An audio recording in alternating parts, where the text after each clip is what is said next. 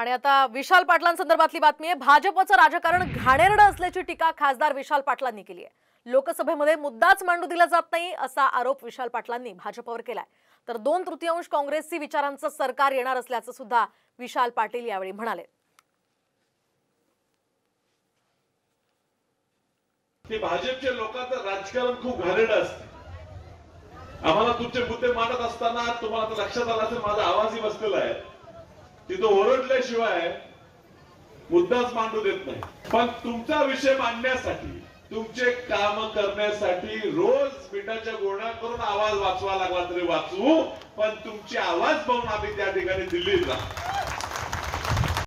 लोकसभेला झालेला जर आकडेवारी बघितली तर 2/3 बहुमताने येणारं सरकार हे काँग्रेस विचाराचं सरकार महाराष्ट्रात येणार आहे। आणि माझं हात बळकट केले पाहिजे, विश्वित कदम साहेबांचे हात बळकट केले पाहिजे। त्यासाठी ह्या जत विधान मतदारसंघातनं पुन्हा एकदा कर्तृत्ववान विक्रम दादांना तुम्ही सगळ्यांनी निवडून दिलं पाहिजे।